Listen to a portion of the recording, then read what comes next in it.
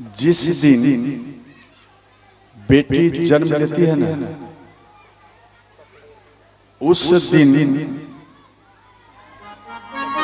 माँ को थोड़ा सा महसूस होता है कि हमारे घर में लक्ष्मी आए। उसके बाद धीरे धीरे भूल जाती है। बेटी बच्ची से लेकर बड़ी हो जाती है, सियानी हो गई, तब तक माँ पिता को कोई दर्द नहीं होता, ना कोई दुख होता। और जैसे ही बेटी को भी कोई दुख नहीं, और जैसे ही उन बेटी का रिश्ता लग जाता है, जैसे कहीं रिश्ता उसका हो गया, अब हमारी बेटी का विवाह होगा, उन समय में आपकी बेटी और उनकी माँ वो रोने लगती है। ध्यान ध्यान, जब तक रिश्ता नहीं तय हुआ था तो माँ भी नहीं रोती थी और ना बेटी रोती थी। और जैसे ही बेटी का रिश्ता मानो कंप्लीट हो गया, अब यहाँ विवाह होगा, 10 दिन में विवाह होगा, 1 महीना में विवाह होगा या 2 महीना में होगा, जैसे ही यह बात होता है तो उन समय में ध्यान देना, माँ कभी कभी वो रोने लगती है। मेरी बेटी अब 10 दिन रहेगी, मेरी बेटी मेरे घर में 1 महीना रहेगी, इसके बाद हमारी बेटी हमें छोड़कर चली जाएगी। माँ और पिता, ध्यान देना, पिता भी चुप कर रोते हैं। पिता चुप जाएंगे और दिन गिनता है, मेरी बेटी के लिए अब मात्र 10 दिन बचा है, मात्र 9 दिन बचा है। इस प्रकार से एक पिता बार बार दिन को गिनता है। ध्यान देना, पिता छुप कर रोता है और माँ बोल कर रोती है। ध्यान ध्यान, और कभी अगर पिता, देखो बेटी तो माँ पिता के मुख को देखकर समझ जाती है कि मेरी माँ मेरे लिए जिन बेटी को आपने पाल कर इतना बड़ा किया वो आपका कलेजा का टुकड़ा होगा। ध्यान देना, वो कलेजा का कैसा टुकड़ा, आप के पास में से एक कलम मानो कोई दूसरा ले लिया तो आपका दिमाग हरदम रहता है कलम पे कि मेरा कलम लेके भाग ना जाए। हरदम मात्र में 10-20 रुपया का कलम के लिए आपका इशारा हरदम है कि ये मेरा कलम लिया लिखने के लिए, कहीं ये मेरा कलम लेकर ये भाग ना जाए। हरदम आपका दिमाग रहता है। उसी प्रकार से ध्यान देना, वो माँ का रहता है। माँ सोचो, एक कलम के लिए आपके अंदर में कितना पहाड़ जैसा लगता है, और यहाँ तो बेटी कलेजे का टुकड़ा। ध्यान देना, जो बेटी बचपन में गोदी में खेला है, बाजार घुमाए और हर बचपन का सुख माँ पिता को वो बेटी देती है, आज वो बेटी आपको छोड़कर जा रही है। ध्यान देना, बेटी का विवाह, ध्यान देना, बेटी का विवाह आपने तय किया और बेटी का जब आपने विवाह तय कर दिया, उन समय में बेटी उल्टा गिरता है और हरदम ये चिंता रहता है अब माँ से मैं दूर चली जाऊंगा, पिता से हम दूर चले जाएंगे, नगर वासियों से हम दूर चले जाएंगे। इस प्रकार से एक बेटी सोचती है। और ध्यान देना, इधर महाराज दशरथ जी जनक महाराज के पास बोले, हे महाराज, बहुत दिन हो गया, अयोध्या में कोई है नहीं, इसलिए अपनी अब हमारे पुत्र बधू को आप विदाई कर दीजिए, अब हमें आप विदाई कर दीजिए। आप लाखों रुपया, 2 लाख 10 लाख खर्च करते हैं, माँ पिता का कोई परवाह नहीं रहता। और जैसे विवाह हुआ, कुछ कुछ ऐसे रिश्तेदार मिलते हैं, जैसे ही विवाह हुआ तो वो कारा शासन करने लगते हैं। ए जल्द में विदाई करो, अभी ठीक से विद नहीं हुआ, अभी जो विद होना चाहिए एक बेटी का, एक दामाद का, वो विध अभी पूर्ण नहीं हुआ। और आज तुरंत कहता कि हमारे पुत्र वधू को, पुतहु को, बेटा को जल्दी विदाई करो। एक कसाई की भांति, ध्यान देना, एक कसाई की भांति आपकी बेटी को कहता है जल्दी से विदाई करो। तो वो पिता उनके चरण पकड़ लेते हैं, माँ वो चरण पकड़ लेते हैं, समधी साहब अब इतना समय तक रुक ही गया है, थोड़ा देर और रहने दीजिए मेरी बेटी को और रहने दीजिए। वो माँ लड़के के पिता के चरण में झुक जाती है, आप थोड़ा देर और रहने दीजिए या आज भर रहने दीजिए, ऐसा बोलेगा।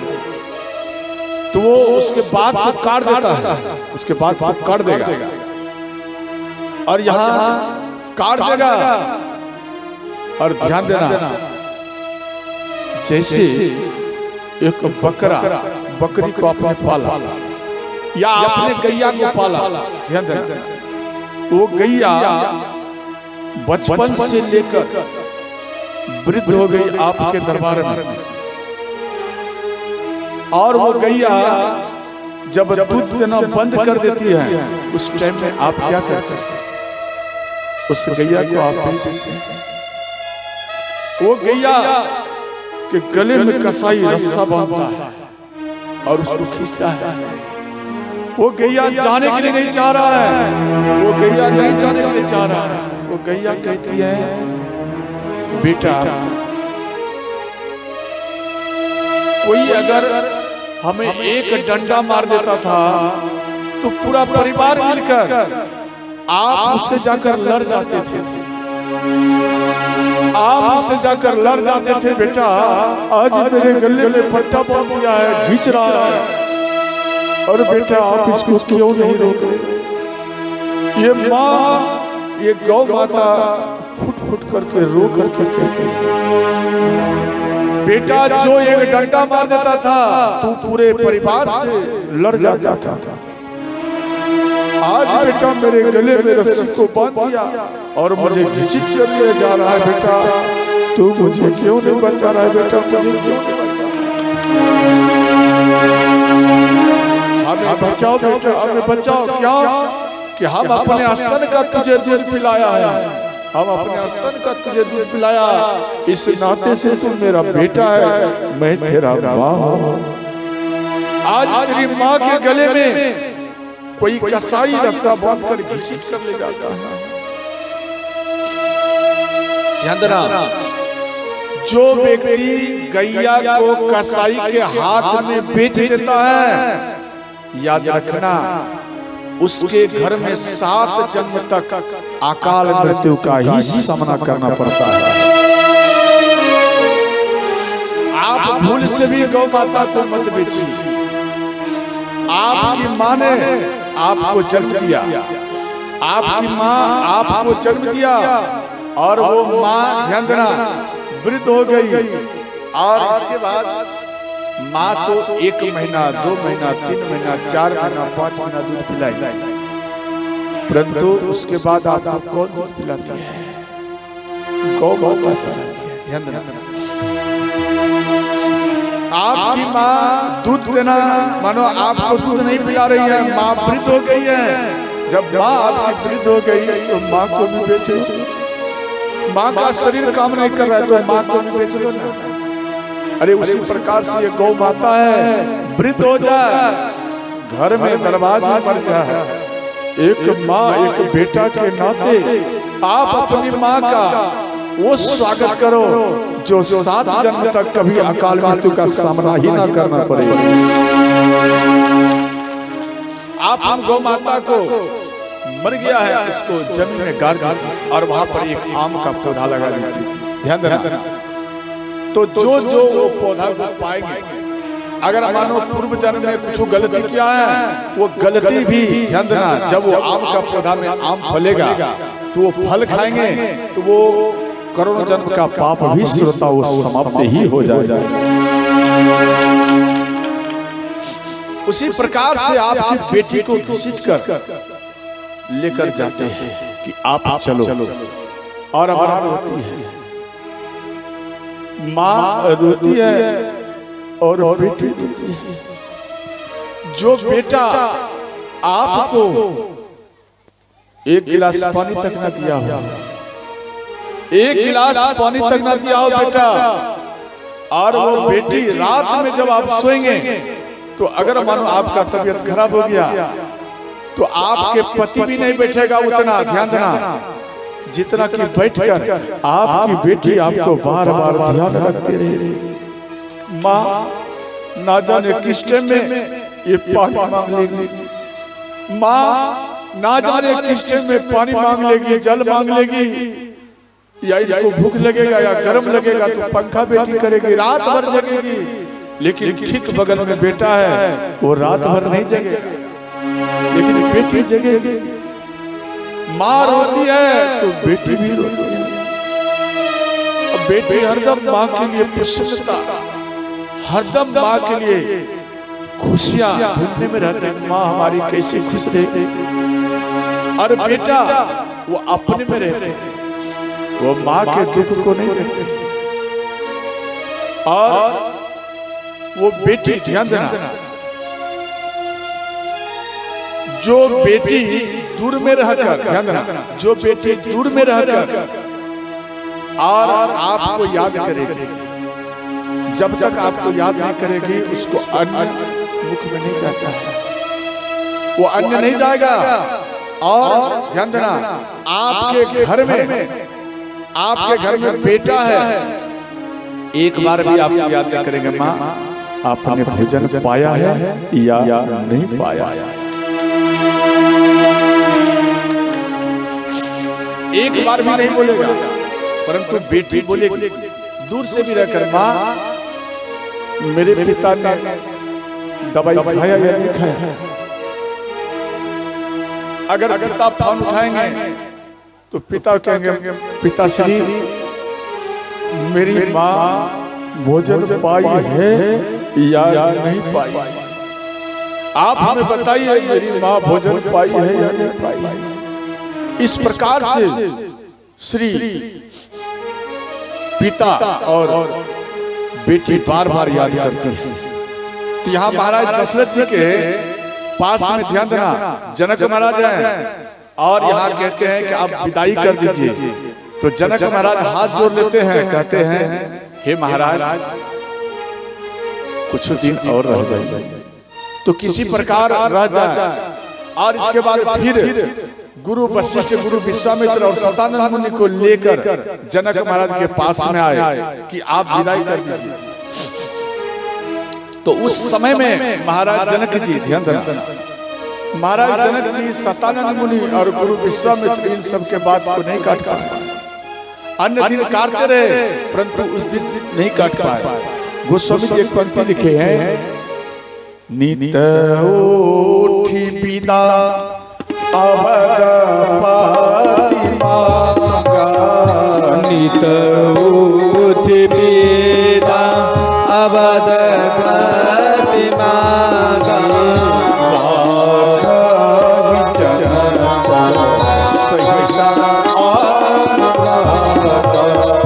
राखहि जनक सहित अनुराग, सीता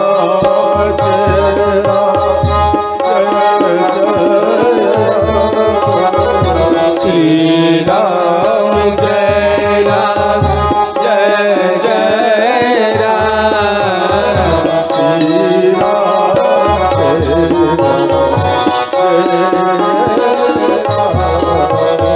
श्री राम जय राम जय जय राम।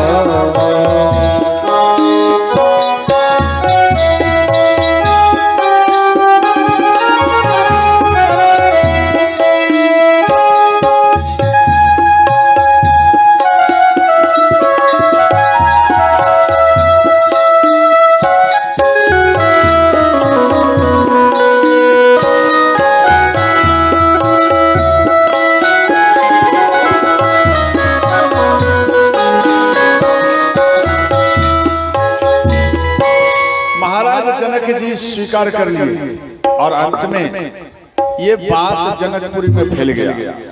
जनकपुर के नगरवासी सब कोई महल को घेर लिए और माँ सुनैना को ये बात मालूम पड़ गई। माँ सुनैना सीता के पास में आई और सीता को उठाकर अपने गोदी में ले ली। माँ सुनैना कहती है, बेटी आप ससुराल जा रहे हैं, आप जाइए, परंतु बेटी जब आपको ध्यान देना, यहाँ कहते हैं बेटी आप भोजन जो पवाएंगे तो सर्वप्रथम पहले सबको भोजन पवा देना बेटी, और इसके बाद ध्यान देना जब सब कोई भोजन पा ले तो अंत में बेटी आप भोजन पाना। अगर मान लिया जाए भोजन ना बचे तो बेटी आप एक कम करना, एक गिलास गरम जल करना और उसमें थोड़ा सा नमक डाल देना और राम राम करते हुए उन जल को पी जाना और बेटी सो जाना। लेकिन किसी को ये मत बोलना कि हम भूखी हो, हम प्यासी, ये मत बोलना बेटी, ध्यान देना। ये माँ सुनैना माँ सीता को ज्ञान दे रही है, उपदेश दे रही है। और बेटी सब जब सो जाए, जब तक सब कोई सोए नहीं तो आप मत सोना, और जब सो जाए इसके बाद आप सो जाना और सबके जगने से पहले बेटी आप जग जाना, सबसे पहले आप जगना। तो ये शिक्षा माँ बेटी को दे रही है। इधर भगवान राम आए और माँ सुनैना के चरण में प्रणाम किए और कहते हैं, माँ अभी आपका बेटा राम आपसे विदा मांग रहा है। तो माँ सुनैना बोली कि हे राम, हमें पता नहीं है कि आप क्या है। जगत कहता है आप भगवान का अवतार हैं, परंतु हम इतना जानती हूँ कि आप हमारे दामाद हैं, हमारे बेटा हैं। हे राम, आपसे मैं बार बार निवेदन कर रही हूँ कि अगर हमारी बेटी सीता से किसी प्रकार का त्रुटियां हो जाए तो आप मेरी बेटी सीता को आप बार बार क्षमा कर देना, आप इसको सजाए मत देना। उसके तरफ से मैं बार बार आपसे क्षमा मांगती हूँ। माँ सुनैना राम के चरण को पकड़ लिए, राम के चरण को ध्यान देना, बेटी के प्रसन्नता के लिए, बेटी के खुशियां के लिए माँ दामाद के चरण में गिर जाती है कि हे दूल्हे राजा, मेरे बेटे को कभी कोई कष्ट न दे। भगवान राम बोले, हे माता, अपने प्राण से भी ज्यादा प्रेम दूंगा सीता को, आप मत घबराइए, इनके आंखों में कभी आंसू नहीं आएंगे।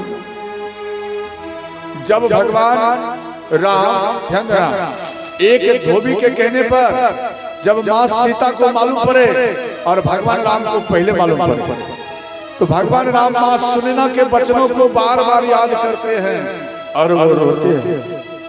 भगवान राम फुट फुट कर एक दरवाजा को बंद कर दिए और अंदर में रोते हैं, हे माता, मैंने आपको वचन दिया कि सीता की आंखों में कभी आंसू नहीं आने दूंगा, और आज सीता के ऊपर कलंक आ गया है। एक मैं राजधर्म निभाऊं या पति धर्म निभाऊं, राजधर्म के हिसाब से मुझे इन अयोध्या से उसको निकालना पड़ेगा और पति धर्म के अनुसार से मैं इसे निकाल नहीं सकता। हे माता, मैं क्या करूं? इस बात को सोचकर भगवान राम बार बार रोते थे। माँ सीता मन में सोची कि मेरे प्रभु क्यों रो रहे हैं, क्या कारण है? तो ये पता लगाई, अपनी सखियों के साथ में पता लगाई, मालूम पड़ा तो माँ सीता कुछ वस्त्र ली और लेकर भगवान राम के चरण में गिर गए और बोले, भगवान आप क्षमा करना, मैं आपको छोड़ करके जा रही हूँ, हम वन में जा रही हूँ और आप हमें कभी जीवन में भूलना नहीं, आप हमको भूलिएगा नहीं। तो भगवान राम इन बात को सुनकर वो फूट फूट कर सिर धुल कर रोने लगे। बोले देवी आप चली जाएंगे तो मैं कैसे रहूंगा। माँ सीता बोली हे नाथ मेरे चलते मेरे पति के ऊपर कोई उंगली दिखावे और कलंक लग जाए ये सीता कभी बर्दाश्त नहीं कर सकती है। इसलिए आज सीता आपके चरण में प्रणाम करके वन में जा रही है। माँ सीता भगवान राम के चरण में प्रणाम किया और चली। इसलिए भगवान राम फूट फूट कर रोते थे माँ सुनना को मैं क्या उत्तर दूंगा। माँ सुनना से मैंने वचन किया इनकी आंखों में आंसू नहीं आने दूंगा और कभी इनको कष्ट नहीं दूंगा। आज अकेली ये वन में जा रही है। तो ध्यान देना इधर भगवान राम से बार बार निवेदन किए माँ सुनना और इसके बाद भगवान राम चले गए। इधर माँ सीता ध्यान देना माँ सुनना माँ सीता को कहते। इस इतने में जनक महाराज आ गए। जनक महाराज कहने लगे बेटी आप जा रही हो जाओ लेकिन इस वृद्ध पिता को बेटी कभी मत भूलना। आप इस वृद्ध पिता को याद रखना। आप मेरे घर की लक्ष्मी हो बेटा। आप मेरे आंगन की तुलसी हो।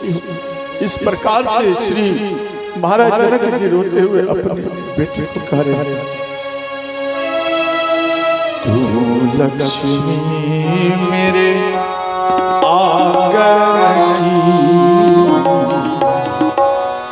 तू तुलसी आंगन तू लक्ष्मी मेरे आंगन की तू तुलसी मेरे आंगन की घर साजन की घर साजन की तुलसी मेरे आंगन की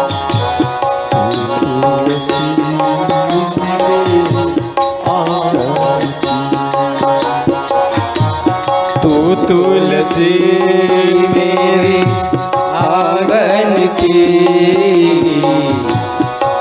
तुलसी मेरे आंगन की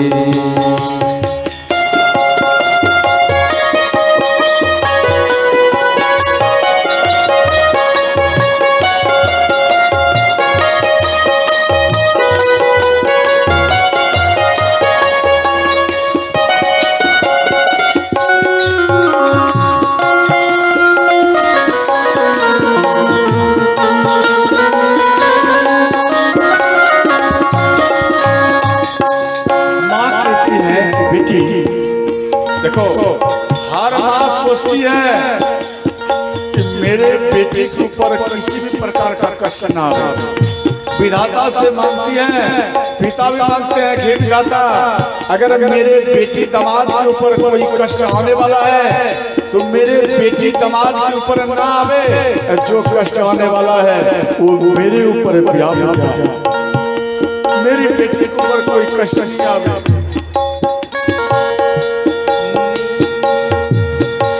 रहेगी माँ की दुआएं दूर रहेगी सारी बुराई साथ रहेगी माँ की दुआएं दूर रहेगी सारी बुराई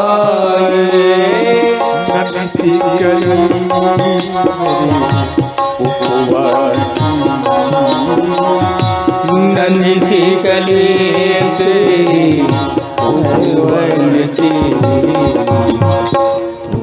तुलसी आंगन की तुलसी मेरे आंगन की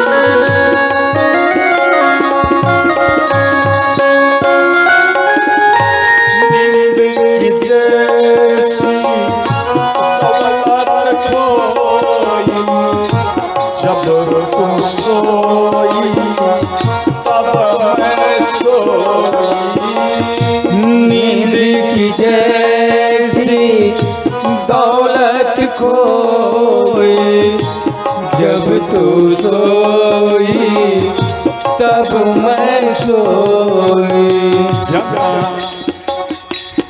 जब यहाँ माँ सीता कहती हैं कि बेटी जब आप छोटी थी ना, छोटी, उन समय में आप जब बिछावन पर मलमूत्र कर देती थी, उन समय में बेटी उन भीगे हुए वस्त्र को आपके शरीर से हम उतार दिया करते थे, और जो बिछावन भीग जाता था उन भीगे हुए वस्त्र पर हम सो जाते थे, और बेटी जहाँ सूखा था उन समय में बेटी आपको सूखे वस्त्रों पर हम सुलाया करते थे। नींद की जैसी खोई, जब सोई तब मैं सोई। नींद की जैसी दौलत खोई, जब मैं सोई तब मैं सोई। ये तो कहाँ तेरे बचपन की, ये तो कहानी तेरी बचपन की। तू लक्ष्मी आंचल की, तो लक्ष्मी मेरे आंगन की। चाहे घर सादा की, जा बेटी घर साजन की। तुलसी आंगन की, लक्ष्मी मेरे आंचल की।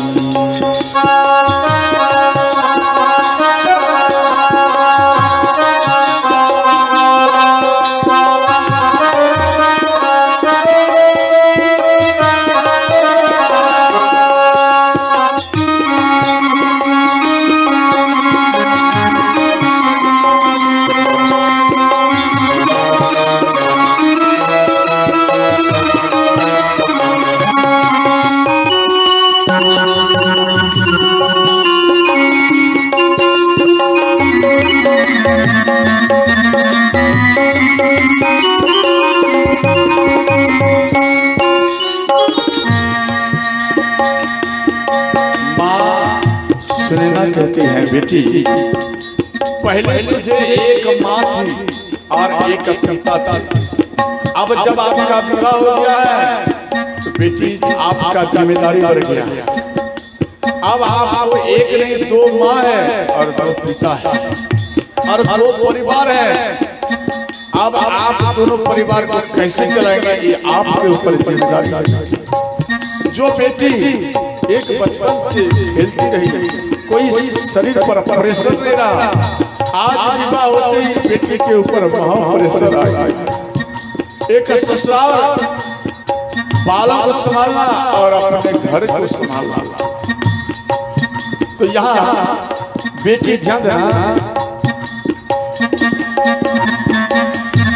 बाबुल का बस ये है कहना, लोग लाज जब है कहना। बाबुल का बस ये है कहना, लोग लाज जब है कहना। लाज बचाना बेटी असुअची, लाज बचाना बेटी असुवन की।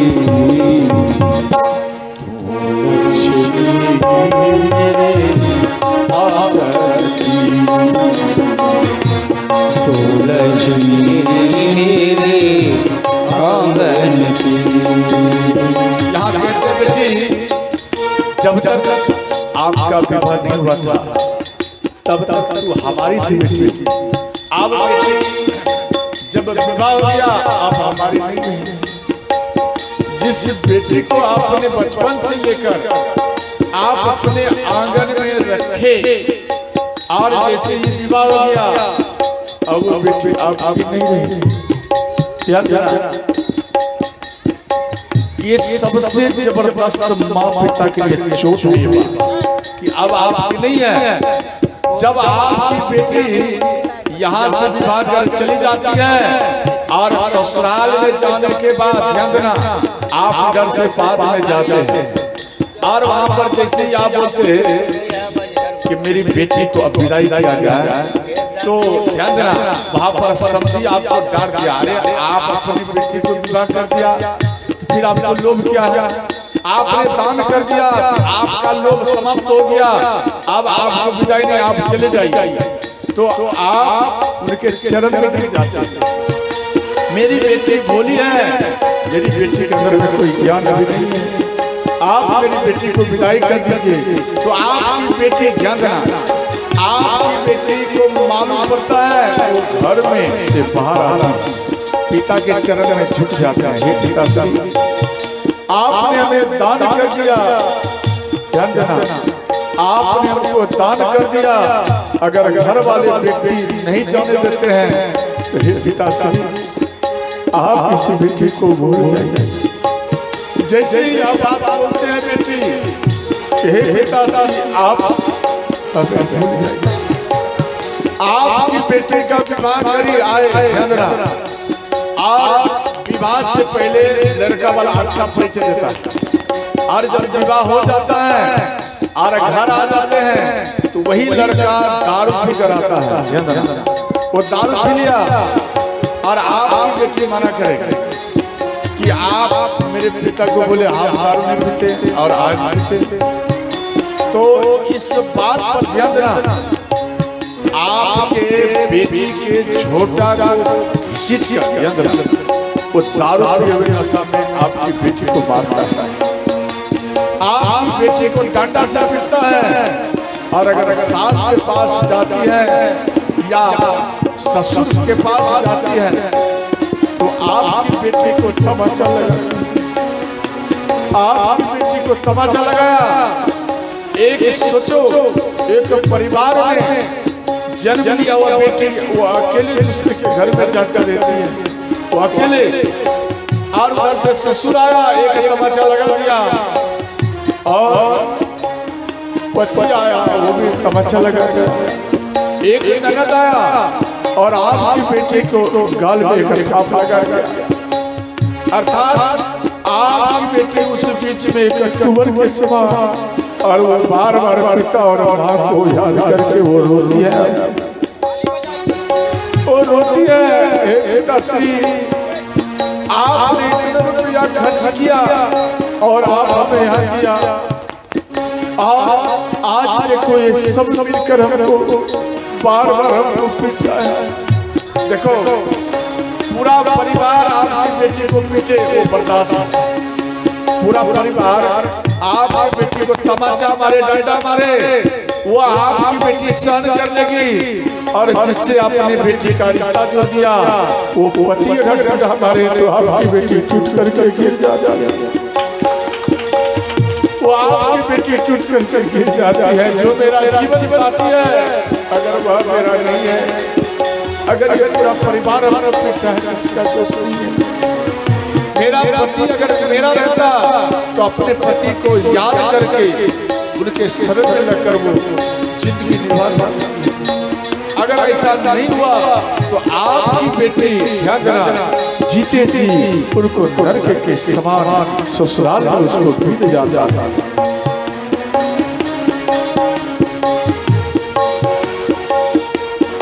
सब कुछ है सागर तेरा, कुछ भी नहीं कुछ पर सब कुछ है साजन तेरा, कुछ भी नहीं हक तुझ पर मेरा। जिस बेटी को आपने पाला विवाह के बाद कभी आपका चला गया। देखो आप अपनी बेटी को कभी पराया मत कहना। कई माताएं कई पिताएं कहते अरे इसे छोड़ दो ये तो पराए घर की होगी। आप अपनी बेटी को जैसे ही आप ये कह देते हैं ये पराए घर की होगी और जब ससुराल में चली जाती है तो वहां पे भी इसको इस शब्द का सुनना पड़ता अरे छोड़ दो ये पराए घर से आई। बेटी पूरा जिंदगी पराए घर सुनकर तो परेशान हो जाए। सब कुछ है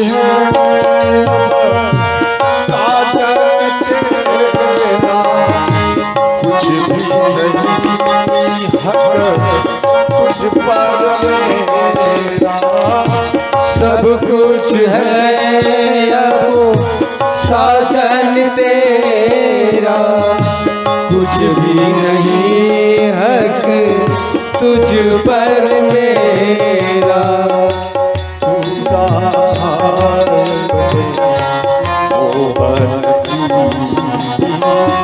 तू राधा अपने मोहन की, तू तुलसी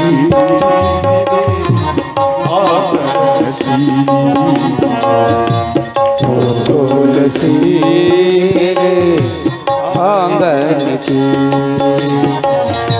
पिता कहते हैं बेटी बाबुल का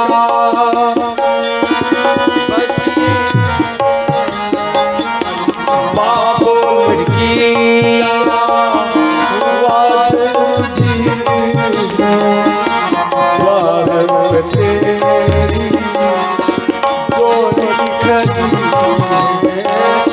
बाबुल किया वाज रुधिरी है, द्वार पे तेरी डोली खरी है। हालत बुरी है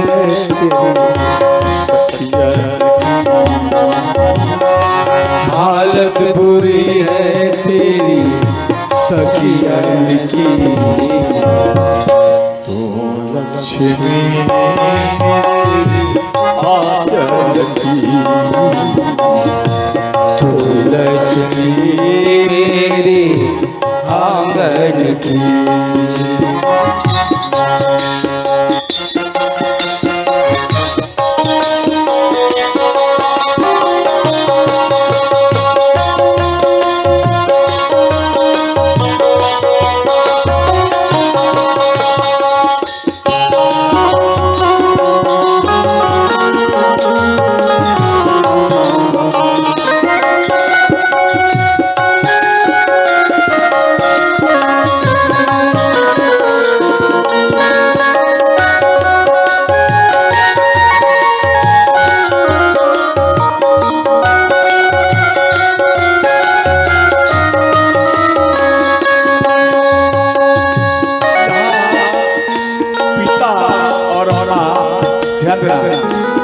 एक माँ है, याद रखना बेटी का जब विवाह करना आप चाहे जितना रुपया खर्च करो मना नहीं है।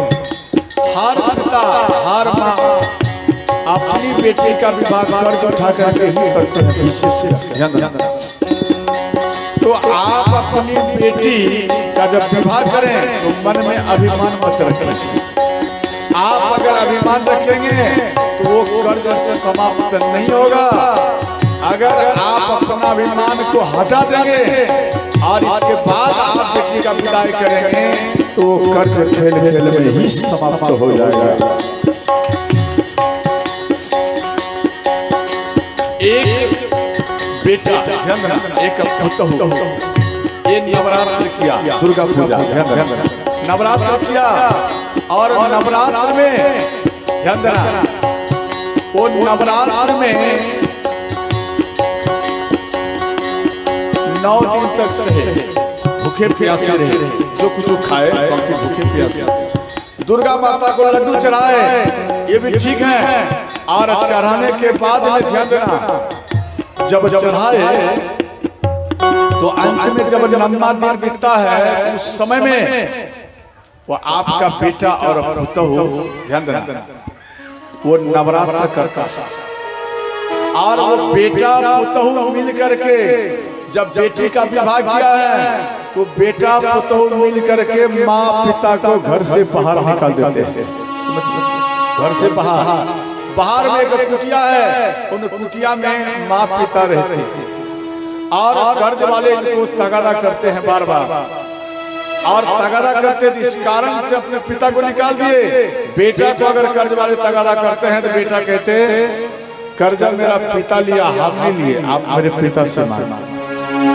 पिता वृद्ध है, कर्ज वाला परिश्रम कर रहा है, वो पिता वृद्ध है, फिर भी महल में मकान में काम करने के लिए पिता जाता है। पिता गए और ईंट ढोता है और काम कर आता है 10 रुपया कमा के। इसके बाद एक दिन कढ़ाई लेकर ऊपर में चल रहे थे, ध्यान रखना, वृद्ध है, शरीर कमजोर है, और जैसे ही ऊपर में चढ़ रहे थे सीढ़ी में से चरण फिसल गया, शरीर कांपने लगा। ध्यान देना, उस दिन उनके शरीर में फीवर था, बुखार था, और मन में सोचा अगर मैं आज नहीं जाऊंगा तो कर्ज वाले को मैं कल क्या दूंगा। वो वृद्ध पिता रोने लगते हैं। इसलिए वो पिता उन समय में भी वो काम करने के लिए चले जाते हैं, और जब ईंट या कढ़ाई उठाए और जैसे ही दूसरी मंजिल में जा रहे हैं तो इनका शरीर काम नहीं किया, कांप गया, बुखार का शरीर था, कांप गया, और जैसे ही कांप गया चरण फिसल गया और ऊपर से ही सीढ़ी में लुढ़कते हुए नीचे में आकर गिर गया, और एक ईंट में सिर में टक्कर लगा तो सिर फूट गया, और किसी प्रकार से कपड़ा बांध कर घर में आया। इनकी पत्नी कहते, हे नाथ आपके सिर में क्या हुआ? बोले देवी मेरे शरीर में फीवर है, मेरा शरीर काम नहीं कर रहा और हम आज कढ़ाई लेकर गिर गया। तो पत्नी कहती है नाथ आप काम आज नहीं जाते करने? बोले देवी अगर मैं नहीं जाता तो कल जो कर्ज वाले आएगा मैं उससे क्या दिया कहाँ से? इस प्रकार से पिता रोते रहते और पिता के घर में एक मुट्ठी अनाज क्या खाएगा, उनके लिए कोई व्यवस्था नहीं है। और उसी दिन बेटा का नवरात्र पूर्ण हुआ था और सभी कन्याओं के 9 कन्याओं को बुलाए और नवो कन्या के चरण को पखार कर बेटा पुतहु वो चरणामृत को पी गए। चरणामृत को पी गए नवो कन्या के, और इसके बाद उनको बैठाए, वस्त्र दिए, रुपया दिए और सुंदर सुंदर उनको भोजन करवाए। और इधर माँ बाहर में बैठी है और माँ कहती है हे स्वामी आज लग रहा है मेरा बेटा का नवरात्र पूर्ण होने वाला है, अब बेटा का नवरात्र जैसे ही पूर्ण होगा हमें जरूर बुलाएगा और आज हम यही भोजन कर लेंगे, इसलिए आप मत घबराइए। माँ और पिता दरवाजे के बाहर में दरवाजा को देख रहा है, दरवाजा खुला है और पुत्र वधू और बेटा दोनों कन्या के चरण में, ध्यान देना, चरण में दंडवत करके प्रणाम किए। नवो कन्या को कुछ रुपया दिए, वस्त्र दिए, उसके बाद उनको विदाई की। और जब चले गए तो किवाड़ खुला रहा, माँ इंतजार में है, पिता इंतजार में, अब हमारा बेटा हमको बुलाएगा, अब हमारा बेटा हमको बुलाएगा। इस प्रकार से माँ और पिता बाहर में बेटा के लिए इंतजार में बैठे हैं, सामने में घर और सामने में बैठे हैं, और पिता भूख के मारे झुक गए, माँ झुक गई है। और जब शाम बीत गया, इंतजार करते करते शाम बीत गया, अंधेरा थोड़ा हो गया, तो उधर से पुतहु बेटा आया और माँ को देख लिया और किवाड़ को बंद कर ताला मार दिया। जैसे ही ताला मार दिया वो माँ दरवाजे को देखकर वो रोने लगी। माँ रोने लगी कि विधाता मेरे नसीब में एक बेटा था, एक पुतहु थी, और आज हम दिन भरी में भोजन नहीं किया हूँ, भूखे हूँ, और मुझे भोजन मिला है और मेरे पति का सिर फूट चुका है और आज मुझे भूखे ही सोना पड़ेगा। अपने पति को ध्यान देना, अपने पति को एक गरम 2 गिलास में गरम जल किए थोड़ा नमक डाल दिए और अपने पति को दे दिए। बोले हे नाथ आप इस गरम जल को पी जाइए। लग रहा है मेरा बेटा तो भूल गया, इसलिए हमें एक बार भी हमें नहीं बुलाया। आज मैं आशा किया कि मेरा बेटा नवरात्र किया, भले हमें भोजन नहीं दिया लेकिन आज के दिन तो हमें भोजन बेटा दे देता। आज मेरा बेटा हमको भूल गया, इसलिए इस गरम जल को पी लीजिए और सो जाइए। माँ और पिता उन गरम जल को पी लिए और राम राम बेटा बेटा कहते हुए वो माँ और पिता सो गए। आप जरा हमें विचार कर बताइए, क्या उसका नवरात्रा कभी पूर्ण होगा? बोलो, कभी उसका जीवन में नवरात्रा पूर्ण होगा? याद रखना, आप चाहे दुर्गा माता के मंदिर में दर्शन भी मत करो, आप चाहे दुर्गा माता के मंदिर में 1 किलो सवा किलो लड्डू मत चढ़ा। अरे माँ यहाँ भूखी है, आप भंडारा कर रहे हो, आप भोजन पवा रहे हो, आप इस प्रकार से बार बार कर रहे हो, लेकिन एक वृद्ध माता घर में है और उस माता को आपने रोटी नहीं पवाया, वो भंडारा भी आपका विफल हो जाएगा। माँ और पिता को भोजन पवाइए। और यह माँ रो रही है, क्या आपने नवरात्रा किया 9 दिन तक कन्या का स्वागत किया कि आपका नवरात्रा पूर्ण होगा? जीवन में श्रोताओं कभी भी नवरात्रा पूर्ण नहीं होगा। और बेटी अगर जान लेती है कि मेरे पिता, ध्यान देना, अगर कोई डोम भी आपके गांव का आपकी बेटी के पास चले जाते हैं, अगर जान लेते मेरे गांव का ये कैसा व्यक्ति आया है, बेटी महल से बाहर निकल जाती है और वो खुश हो जाती है। जैसे एक पिता का सम्मान करना चाहिए, उस प्रकार से आपके ग्रामवासियों का आपका बेटी सम्मान करती है। पिता के समान आप बैठिए, भोजन पाइए। बेटी माँ और पिता के लिए लड़ाई रहता है, समाज में लड़ाई रहता है। बेटी के विदाई में दुश्मन वो भी रो पड़ते हैं, क्यों? पड़ोसी भी रो पड़ते हैं, क्यों? कभी मैंने इसी बेटी के हाथ से मैंने चाय पिया था, नाश्ता किया था, आज वो बेटी मेरे गांव को छोड़कर जा रही है। वो बेटी दूर में रहकर जैसे मालूम पड़ता है कि आपकी माँ का तबीयत खराब है, पिता का तबीयत खराब है, आपका भाई आपकी माँ का ख्याल नहीं रखते। वो बेटी दूर में रहकर, ध्यान देना, ससुराल में बोली सुनकर किसी प्रकार से वो भागते हुए आती है और माँ और पिता के चरण में गिर जाती है और माँ कहती है कि हे पिताश्री, मेरे विवाह के बाद आप कितने दुबले हो गए हैं। माँ कहती है बेटी, आपके भैया आपके विवाह में चले जाने के बाद आपके भैया और आपकी भाभी भी हमको घर से निकाल दिया और आपके पिता जो कुछ कमाता है उसी से रोटी निमक चलता है, अगर नहीं कमाता है तो बेटी भूखे ही सोना पड़ जाता है। वो बेटी अपने पिता के लिए वो अपने भाई से लड़ जाते हैं। अरे बेटी कैसी होती है? और यहाँ माँ कहती है कि बेटी आप ससुराल जाओ, किसी प्रकार का संकट हो तो बेटी आप शरीर का त्याग मत करना।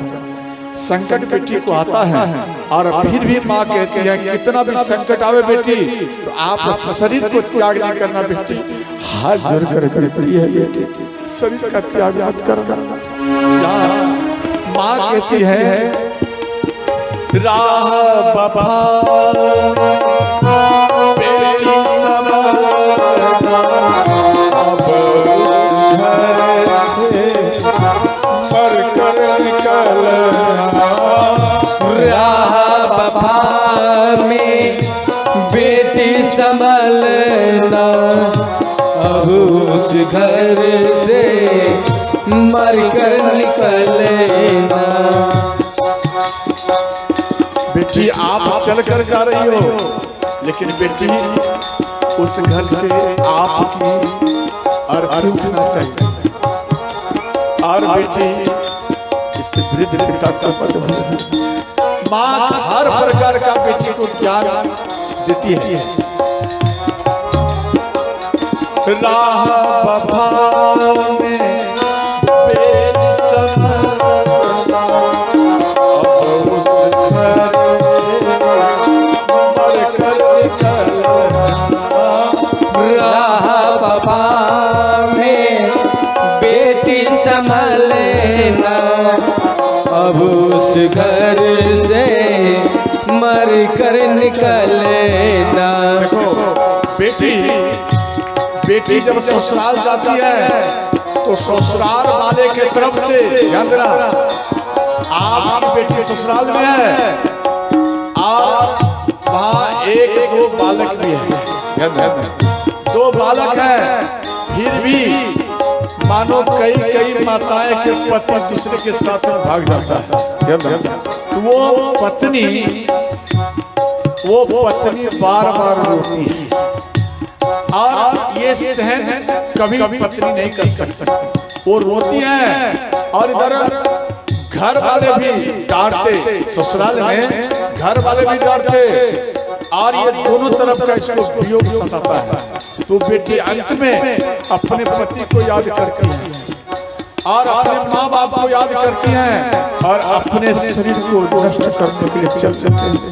बेटा को कहते, बेटा आपके पिता मानो कभी भी वापस आएगा तो आप अपने पिता को कहना, मेरी माँ आपका बार बार याद करके अपने प्राण को त्याग दिया है। आप अपने पिता को कहना बेटा, इस प्रकार से कहकर वो बेटी प्राण को ही त्याग दिया। इसलिए बेटी ऐसा भी अगर कष्ट आवे तो आप शरीर को मत त्याग करना बेटी। यहाँ पर माँ कहती, राह बभा में बेटी संभलना अब उस घर से मर कर निकलना। राह बभा में बेटी संभलना अब उस घर से मर कर निकलना। अर्थी सजेगी तेरी आचरण की, आरती सजेगी तेरी आचरण की। तुलसी